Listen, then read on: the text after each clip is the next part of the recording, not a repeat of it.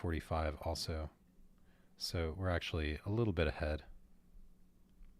Is that what it's going to be from now on? No, Oh, okay. it shouldn't be. But I'm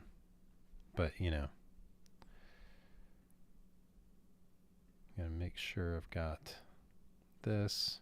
Everything else looks good though. Looks like our audio is coming through. Yeah, yes. Always a bit of, shaking off the rust. When you start again. Yeah. Mm-hmm. So. True. How you been? Good. How about you? When did we, when was our last episode of the previous sometime in season? December. Yeah. So I was in the middle of a project then. I know I talked a lot about like wanting to be done by a certain time in December so that I could relax over the holiday. I think you barely got it done though, right? Well, yeah. So there were two major projects I was working on at that time. So one of them I did finish just in time. And the other one I'm still working on today. I knew it was going to be going into the following year, but I came into this year still having some work to do on it that I had hoped to get done the previous year. So yeah, I've already finished 2 manuscripts this year. So that's awesome. It's just drafts though. It's not like, oh, they're ready to be published. Mm-hmm. So it was a really stressful December, and January was a little bit less stressful. Our calendar has just gotten away from us, I think. Yeah. There's like a level of, I don't know what it is. There's a lot of busyness. There are a lot of doctor's appointments, dentist appointments, therapist appointments. It's because we have a lot of kids. Yeah. So. All good things. Yeah, I mean, who wants to go to the dentist? But, and I have to get my driver's license renewed. So it's that time of year. And I didn't realize you needed an appointment now. Did you set an appointment? I did. Oh, okay. Yeah. Good. All right. But it's one more thing on the calendar. So. Yeah. Well, I have to fill, I don't know if you knew like the stuff I need to do. I got to fill out an HOA form and do basically my own land survey so that I can submit plans to the board for the fence that I constructed. Oh, did we get in trouble for it? Yeah. It's weird. You can build a shed. Yeah. But if you build a new fence, which it looks great, it's they really want the plans. They want to be able to approve it. Wow. Yeah. I didn't know this. I guess I'm having a hard time understanding why all the red tape. Yeah. Well, and it's bad because you already did it. Yeah. Yeah. So it's like, oh, do I have to take my hard work down and redo it? Yeah, it's like, okay, what happens if I don't submit something? Well, like HOAs Well, can no, I know. But I'm saying what are my choices? Like if I'm like, well, I don't want to submit something. Are they going to okay, well, you have to take it down. Or we're going to put a lien on your house cuz that's what they do. And so then what? I just don't have a fence? I don't know. Or we don't have a house. Get it. No, I'm not. You don't have to go to the. That's me though. Okay. That's a good pre-show. Yeah.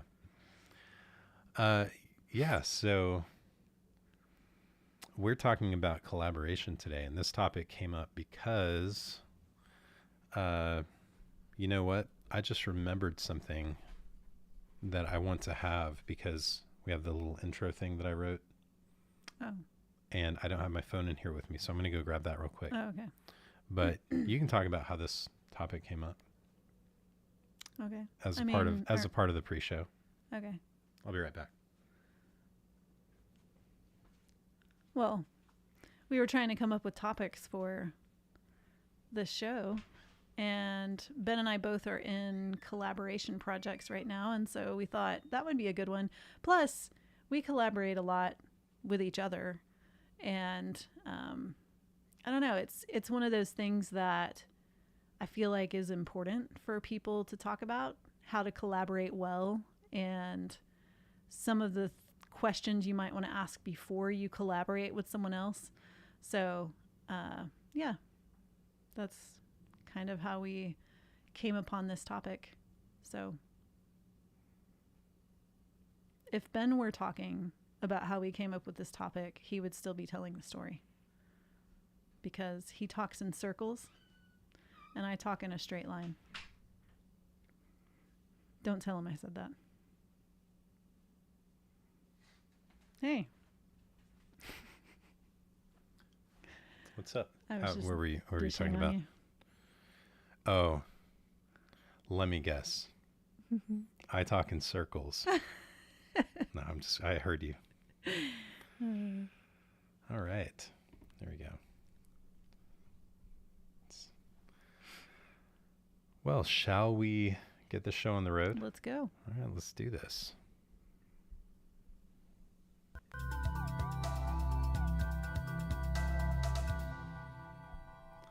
Hello and welcome to In the Boat with Ben and Rachel. I'm Ben. And I'm Rachel. And this podcast exists to address common creator struggles and provide weekly inspiration for your creator journey. How are you doing? I'm doing well. How are you? I'm good. Welcome back. I ran 8 miles today in 17-mile-per-hour winds. So that's like my big way to go Rachel thing today. That's awesome. That reminds me, we're in the studio, which is really the garage. And so the wind, which is still going strong, is really wanting to push against that garage door and get in here. It makes a little creaking sound every now and then. Yeah, you probably won't hear it. It's one of those things where, like, you know, I'm hyper aware of all of the sounds. Yeah. But hopefully it doesn't come into your listening experience. At least it's not raining and thundering. I was going to get up and go for a run with one of our kids. Oh, yeah? Yeah, I was asked to go on a mile run this morning, and I kind of bailed at the last minute. I mean, the wind was hard. Well, I don't know if they could have... It wasn't just that. I was up late. Yeah. And wanted to get a little bit more sleep. So. Yeah, I get it. Sleep is important. Mm-hmm. Which kid was it? It was Asa. Oh. Yeah. That's nice. So I think we were having a conversation because he's interested in joining track and field. Yeah. You know, so we were having that conversation around the dinner table. Mm-hmm. And I think he's feeling a little bit upset about not being able to perform as well in the longer distances. Mm-hmm. And so he's wanting to do some training and stuff. Yeah. So. Which I can help him with, but you can. I'm. You're not quite the right person. I could probably keep up with him at first, and then it wouldn't take long. His fitness would just like far surpass mine. Yeah. I'm good with like lifting things, but long distance running is not my forte. Yeah. So today we are talking about collaboration, and when we were discussing what topics we wanted to do for this season, I think the main reason this came up was because we had both recently and are still, like, even right now, are still in the midst of collaborative projects. Mm-hmm. And I thought that was interesting because I think of myself as when it comes to like creativity and creative projects and stuff like that, I think of myself probably more on the side of being a solo creator. Yeah. I like my ideas. I have a vision for where I want things to go. I have a way that I want to do things, and it's not that I'm not willing to let people into that process, mm-hmm. but I find it a lot more efficient in most cases. Yeah. To just, do things on my own. So collaboration, and I think, I don't know, are you kind of the same way? Yeah, I'm kind of the same way, although I do really enjoy seeing how two brains can enhance each other. Mm-hmm. And so that for me was a big appeal whenever I started thinking about collaborating with other writers, is that we all have such different brains and tell stories in such different ways. It was kind of exciting to me to think, what would a story look like with two of those brains together, you know? Yeah, and the thing that I love about collaboration is how much possibility it unlocks. And I kind of use this as a metaphor. I think about our twins and how Oh gosh. when they were babies, or toddlers really, when they were toddlers, uh, it wasn't just that like if both of them were troublemakers, it wasn't just that it was twice the trouble. I don't want to paint them as troublemakers, but yeah. But they they're very well yeah. they're impulsive and curious and escape artists and Escape artists, all of those things. And so when they shared their ideas, when they shared, it was like one figured something out, some way to get out of something. They would share those ideas, and it would have a multiplying effect. It's like not just double. It's four. Yeah. I feel like collaboration, creative collaboration, can work the same way.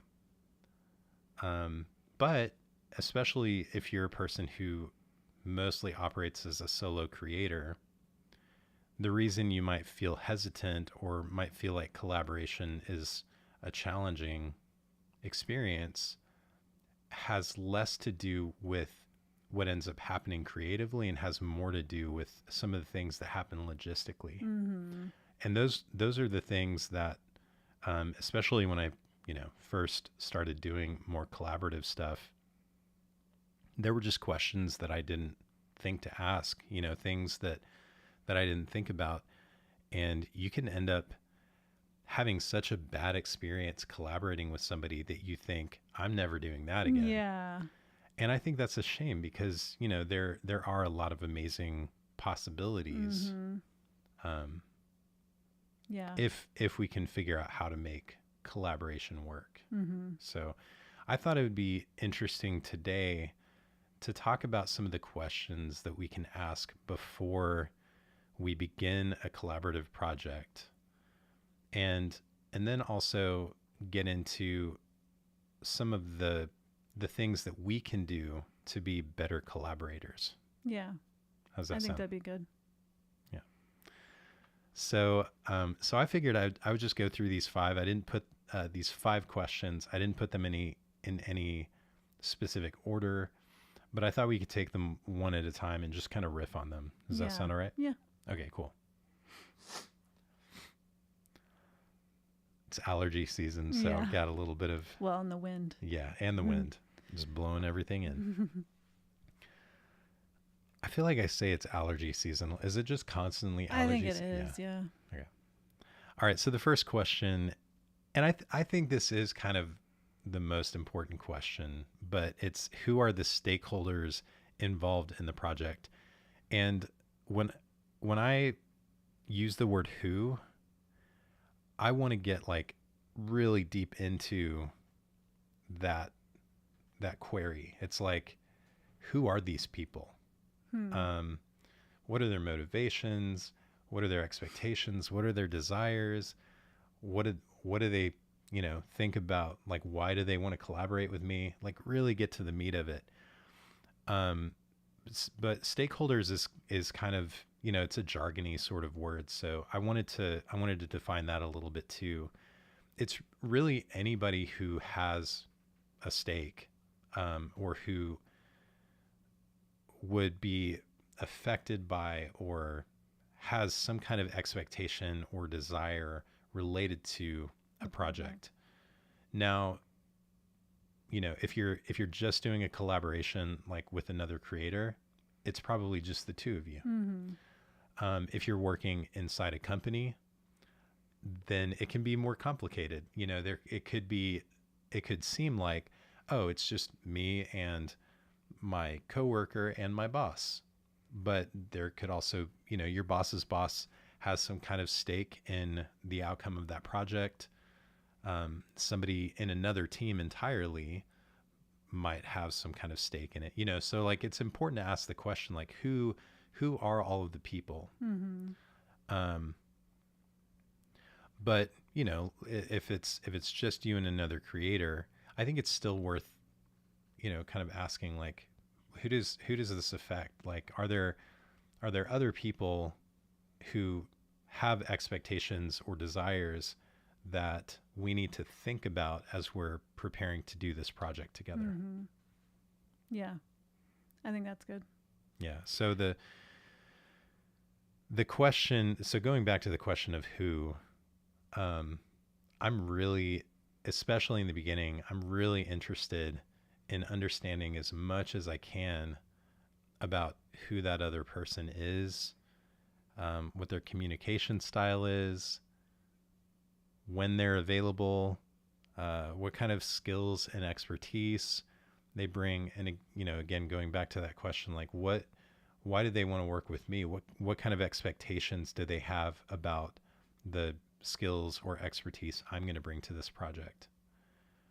And I feel like just if you only answer that question, you you set yourself up for so much more success, because understanding I mean, it's like a relationship, you know?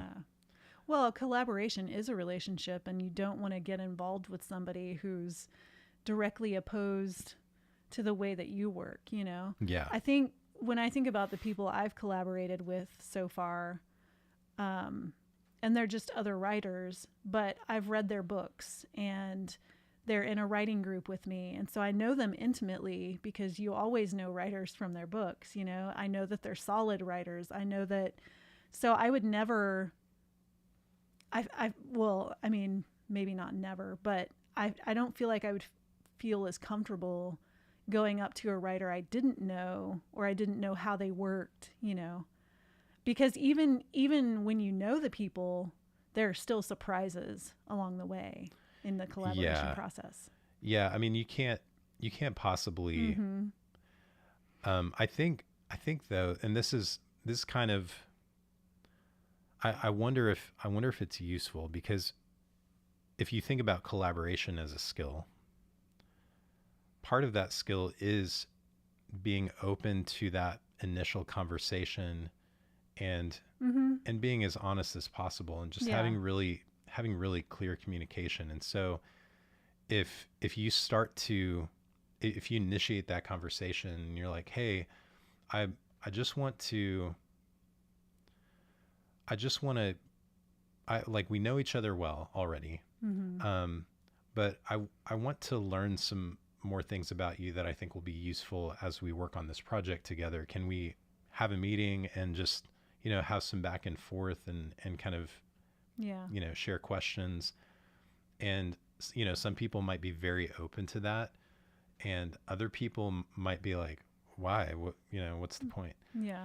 And even that is, it's useful information. Yeah. Because it kind of sets an expectation, like, okay, this person maybe doesn't have a lot of experience with collaboration, or maybe they haven't gone through collaborative projects with challenges that they had to overcome. Like, they hadn't had opportunities to learn lessons from those things.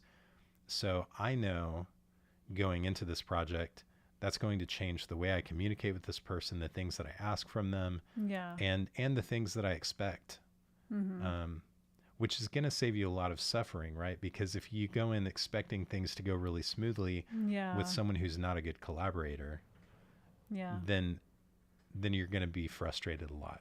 Yeah. I don't want to do all the talking. Yeah.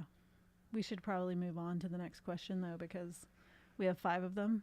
And yeah, I know. I feel like this one is really important. I want to say one more thing about the stakeholders thing, because there's also the, you know, the situation where maybe you've got a boss or a manager who has a vision for what the project should be. And there's kind of a difference between ownership and leadership. And that does kind of set up the next question. Yeah. What is each team member's role and responsibility? Mm-hmm. So you might think of like someone who owns the project and someone who leads the project as being the same person. But I don't think that is always the case. You might have somebody who owns the outcome of the project, like, they're responsible for making sure everything goes smoothly, but there's someone on the team who has the leadership skills to make sure that things happen, who can unify people and point them in the same direction and move everything forward. So that's kind of in a team setting. In a collaborative setting where you're working with another creator, how important do you think it is, or do you think it's even necessary at all, to define like who's the leader and who's the owner, who's the main person responsible for setting the vision? I think when you're with a creator, I feel like you're both on the same. I know the places where I've collaborated with other writers, we're on the same plane. It's not like one person's project and somebody, like I had the idea for the collaboration that I'm currently in, but I don't see it as mine, because, when the other writer got involved, it grew and exponentially. And so it belongs to both of us, even though we have different agents. And so when the time comes, we're going to have to figure out, okay, which agent is going to take it out on submission and that kind of thing. It belongs to both of us, equally. So you think of it in terms of like a partnership. Yeah. That's the only kind of collaboration I've really done. So. Mm-hmm. Yeah. And that's, partnerships are notoriously tricky because of people having different expectations, wanting different things, uncommunicated desires. So that's, I think the part that we'll get into after these questions really is going to solve a lot of those problems. Yeah. All right. Third question. What tools will we use for the project? This was actually one that we asked before we got started, because I work in a program that she doesn't have. And she basically works in Word. And so it was kind of one of those things where we were like, well, what would be the best way to pass a manuscript around, Yeah. So we ended up just using Google Drive. But we both actually work in our preferred program, and then we just copy paste into the Google Drive, or the Google manuscript. Yeah. It's a really interesting landscape these days with the various creator tools. Some of them are compatible and can speak to each other. Yeah. Some are just not related at all. But then there are also like these kind of shared spaces that you can use. Yeah. I started working at the end of last year. I started working with an editor, and he uses a different video editor. Yeah, video editor. He uses a different different video editing software than I do. And so like I would show him, okay, these are the kind of transitions I'm looking to do. And he was having to figure out, okay, so how do I do that in my program? But then there are other parts of our process where we're working in the same thing. Like we use Canva for a lot of the graphic slides and that kind of thing. We use a program called Descript for the first edit, where we're just going through and taking out all the bad takes and that kind of thing. So it's really interesting. And then, like, it's not just that part of it, but it's also things like, how are you going to organize the project? Are you going to keep track of the project in some kind of, like project management tool? And, if you do that, are you going to use the same one? Or are you going to use different, like, Yeah. so it's important. And kind of by necessity, you end up figuring those things out anyway. As you go, yeah. But it's easier when you figure it out beforehand. Yeah. So to avoid being surprised by something, just, like go through all of the different ways that all of the different tools that you might use for your project, and, and figure out a way to make that compatible with the tools the other person is using. Yeah. What resources are available for the project? So I made resources kind of like this big umbrella to include timeline, deadlines, budget, other things like, extra people, who maybe are outside of the project, but that you can pull in for a specific thing. I think it's good to, and maybe not like what resources, but how many resources can we gather to make this project successful? Yeah. And so, like, when you're thinking about timeline and budget always feel like, okay, those are fixed things. I think for certain types of projects that can be more open-ended. I think that's kind of the case with the project you're working on, right? Yeah, I mean, we loosely said we'd like to have it done by summer, but yeah. And then some have like a really strict timeline, and there are only so many hours in the day. So I think it's good to kind of figure out, okay, what do we think this is going to take, and is the timeline that we're setting for it realistic? Mm-hmm. Yeah. And then, figure out what other assets you might have available to you.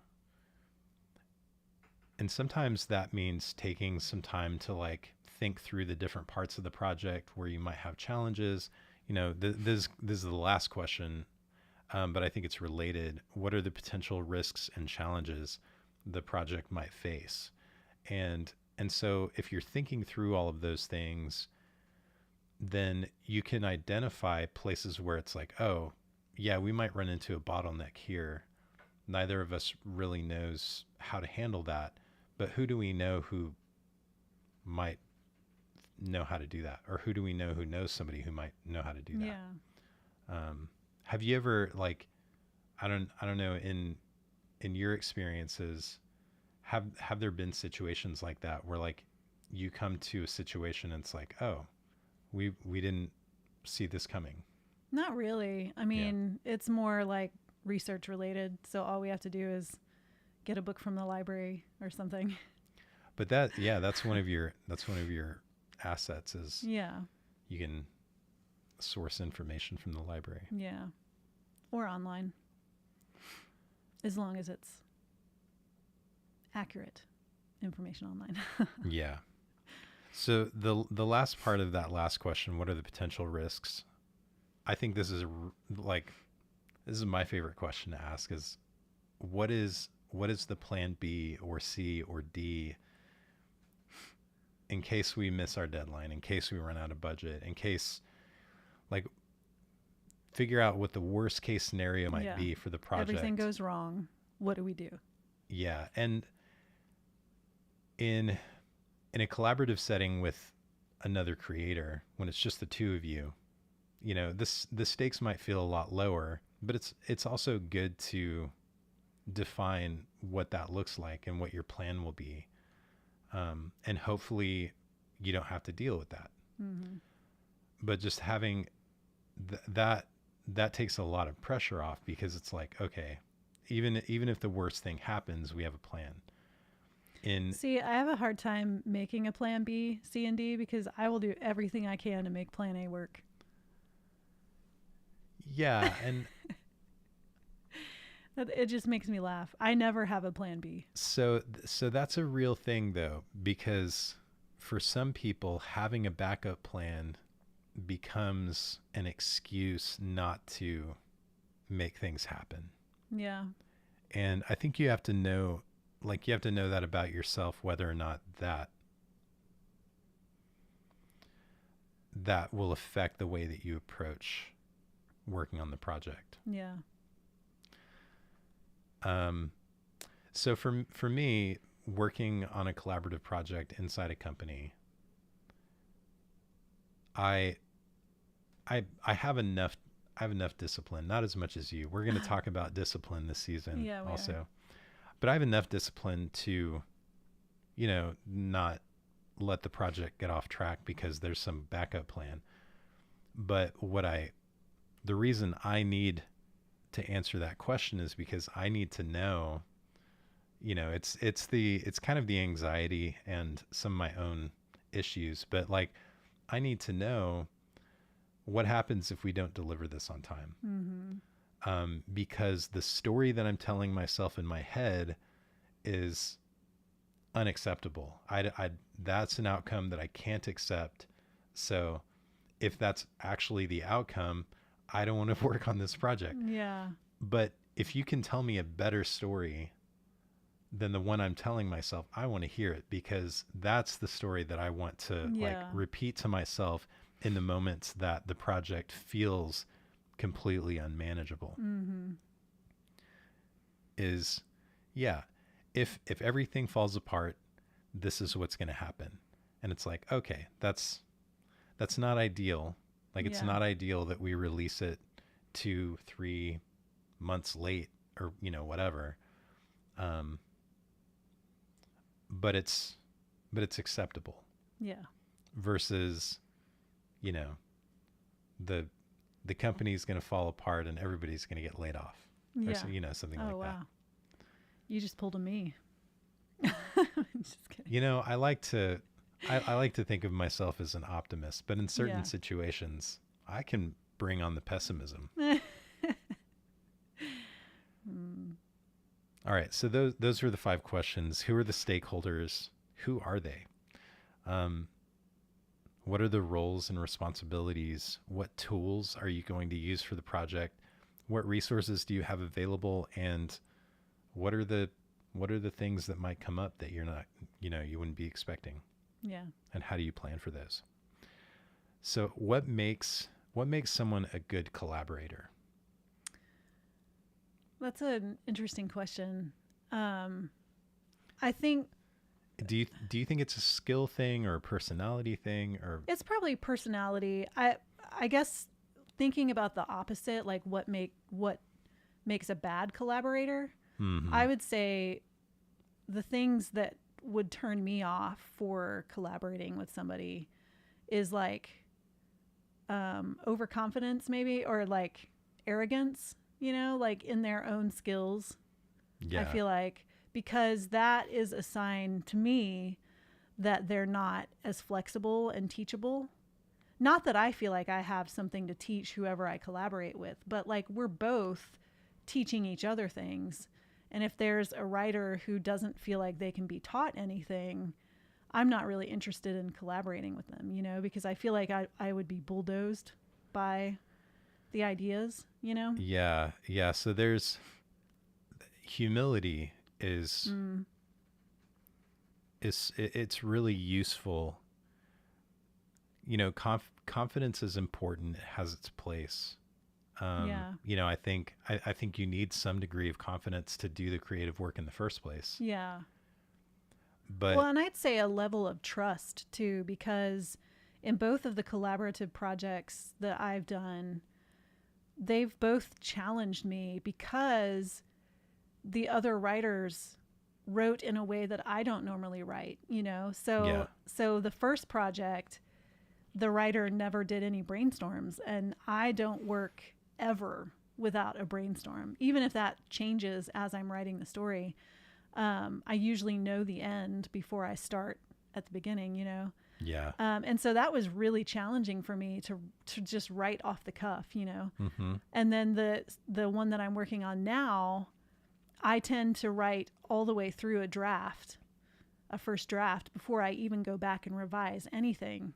But we're writing each chapter and then revising it to be like a final draft almost before we go to the next chapter. And so that's challenging too. Even though we have a brainstorm and we know where we're going, that's really challenging to me. So there's a level of trust in collaborators. Like, I trust these writers to be able to teach me and not just teach me, but challenge me and make me a better writer, you know? Well, and so in the situation you're talking about, it sounds like they have a process that works for them. And so, you know, we've talked a lot about trusting the process, you know, building a process for yourself, and then having enough trust in that process to work through. And so this is kind of like a degree separated from that, where you're outside of your process and you're having to trust someone else's. Right. Yeah.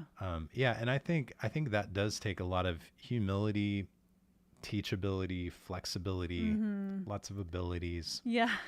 Flexibility, I feel like, is important in collaboration too, because when things come up, you have to be able to like adjust, you know? Yeah, absolutely. So that's something I look for in collaboration. So when you identify, I'm assuming this kind of happens in the beginning. You identify that you have different processes. This, because I think I'm going to kind of jump on the other side of the coin, because a lot of what you've talked about so far has been kind of these concessions that you make, and that's part of collaborating is making concessions and you know, making space for trade-offs and that kind of thing.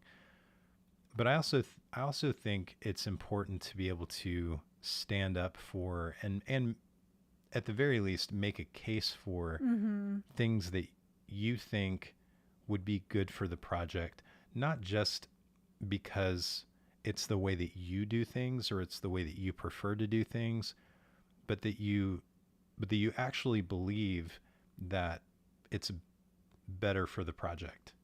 And so I think it's two things. I think it's having the ability to, or I guess maybe the courage to speak up and advocate for those things, but also the humility and the openness to be like, I might be wrong, and if you make a better argument, and or like, let's just try it, and if it's wrong, then hey, we'll go back, you know. So I think it's, you know, just kind of a balance of those things. Well, it really is. It's like what you said. It really is a relationship. So you have to trust each other. You have to communicate with each other. You have to, I mean, communication is a big one. So expectations, you know, things that you envision for the project and stuff. So I look for somebody who also communicates well. You know, both of the writers I've collaborated with, one was a former journalist and one was like, she used to be a therapist. And so it's like, oh yeah, they know how to communicate, you know, and we can talk about these things, and nobody's going to get their feelings hurt. Nobody's going to get mad. Nobody's, you know, so yeah.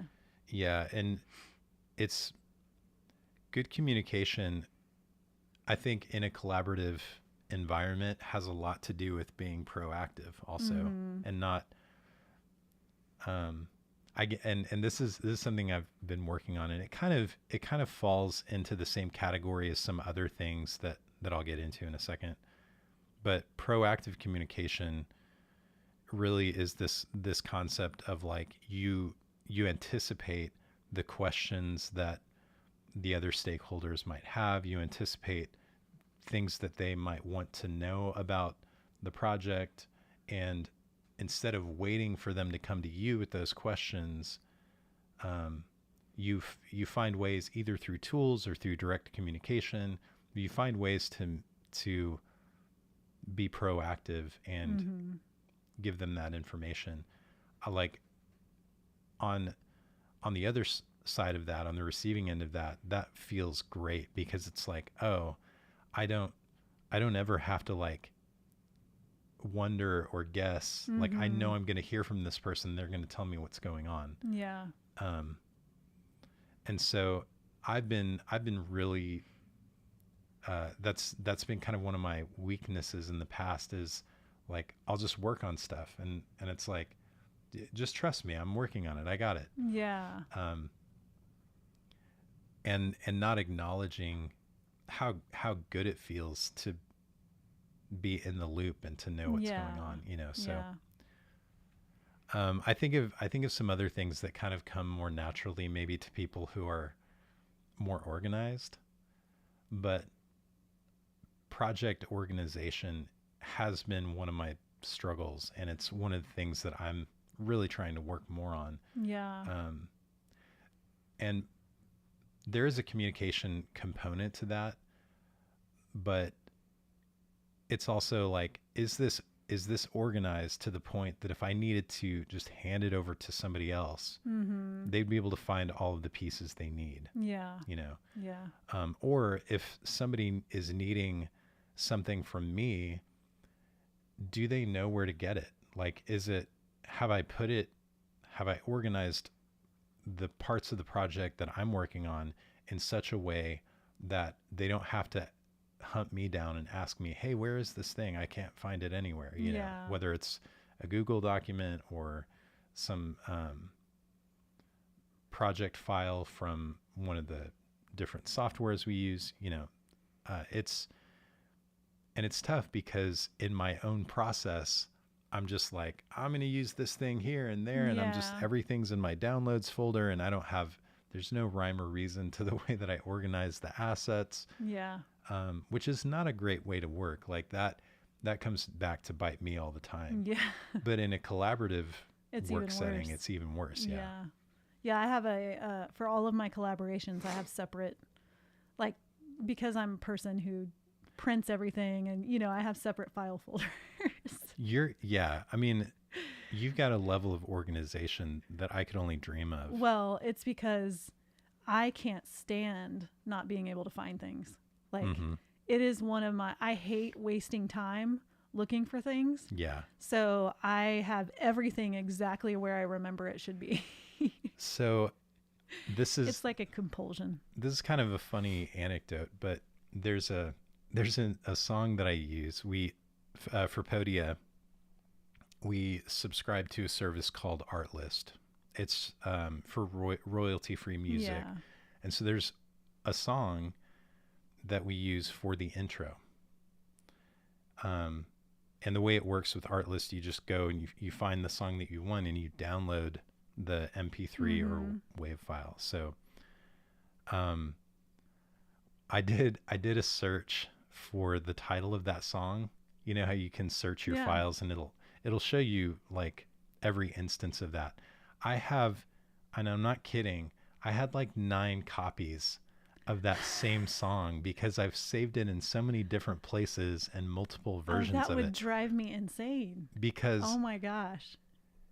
Because, you know, you need to take a master class with me. Yeah. It's bad.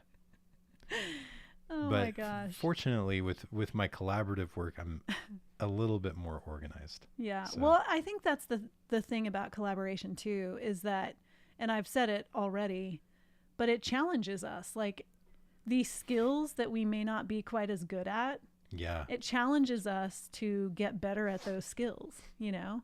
I mean, I'm not great at letting go of control or missing deadlines or anything like that, but collaboration has made me a little more flexible in those areas, you know? And that's exciting to me. Like, I don't like feeling like I have to have control all the time, and, you know, I like being able to trust somebody else and know that something is going to get done. Yeah. You know, it's interesting to me because we were playing music together for a long time. Even before we were playing music together, I was in a band. You were leading a team of musicians. And then we've also, like, I've worked on a lot of your I've worked on your website. I've worked on a lot of your book covers. And so like we've done a lot of creative collaborative projects around your author platform. So we have years of experience with collaboration. Yeah. But I think it's really, for me at least, it's only been recently that I've started to identify the patterns and really pick up on like, oh, these are the things that like really make collaboration successful. And then I look back to those early years and I'm like, how much more could we have done? Or like how much better of an experience could it have been if we had known these things then? So hopefully if you're listening to this and you're early in your creator journey, whether you've, taken notes on what we've said or not, I highly encourage you to learn about collaboration and how to make collaboration work for you so that you can. Well, and I think one of the most useful things too is after a collaborative project, assessing the way that it went, some of the things that annoyed you or some of the things, just having that awareness so that when it comes up again, or you decide that you want to collaborate with somebody else, more. And I think that's one of the, we're going to talk about that in the season 2 is how to improve and using these things to assess yourself so that you can improve in certain areas of creativity. But I feel like that's a big deal that a lot of people don't do. Well, it's really tempting to finish a project and to be like, okay, we're done, and you wash your hands of it. I feel like, and there may be a handful of things that are like post-project tasks that a lot of people just don't do. But I feel like the debrief and talking about how things went and how things could have gone smoother, and like that's so valuable. And that that can only have a positive impact on other things that you collaborate on. Future projects. Yeah. So all right. Well, this actually, it makes me excited to get back to some of the collaborative stuff, and there are projects that I'm, like personal projects that I'm thinking about, and this has inspired me to want to reach outside of myself a little bit more, and to open up more creative possibilities. So I think it was a good discussion. I think collaboration is very beneficial. It's, we as creative people, we tend to create alone most of the time. Yeah. But if there are chances to collaborate, I feel like we should take them, depending on the circumstances. Yeah. But it always challenges us and makes us better at what we do. So. All right. Well, thanks for listening, folks. Rachel, if people want to find you, where can they find you? Not people want to find you online. Where can they find me? Yep. RachelTolson.com, and I'm at Rachel Tolson on most of the things. Yeah, you're scaling back a little bit on social media, right? I have for a long time. I might, drop a few things here and there. I have a book publishing, so I'm kind of expected to make an appearance again. So. Yeah. So I've been saying my website, and I don't know, I'm on the fence about whether or not to make that like my main hub. Yeah. I'm more accessible today, right now. I'm more accessible on social media platforms. Like that's the best way to kind of keep up with me and get in touch. So I'm at Ben Tolson. My website is bentolson.com. Yeah. Bets are off for whether or not it's up to date at any given moment. You should check mine out though. We just updated it over the holidays. Yes. Do go to racheltolson.com. I'm excited about the new design, and we added your upcoming book, which I'm very excited about. We're going to talk about that later in the season as well. So all right. And you can find this podcast online at intheboatpodcast.com. And you can also listen to it anywhere you listen to your favorite podcasts. Thanks for tuning in, and we'll talk to you next time. After show time. Did you hear the cat? I did. He's like, I need some love. Yeah. I think we'll make this a short after show because we're picking up our youngest from school early. Sorry. That went down the wrong way. Uh-oh. You okay? Yeah. Sorry about that. That's all good. Yeah, so we're picking up our youngest from school early. It's because we forgot to pick him up on his birthday. Yeah. Well, we didn't. It wasn't his actual birthday. It was like the Friday before his birthday. We didn't forget. I forgot. Last week was just chaotic. Yeah. So this week's the week before last. This week's a little bit less chaotic. Little bit. Yeah. Dang it. So we're gonna take him to Sonic. Yeah. He's gonna order like a pregnant woman. Well, yeah. You got to explain what that means. Well, he's like, I think cheese sticks, a shake, or what did he get last time? It was an ice cream, wasn't it? An ice cream, cheese sticks, and then like a hot dog. Yeah. Like no meal. It's just random. And tater tots and apple juice. Yeah. Bag of apples.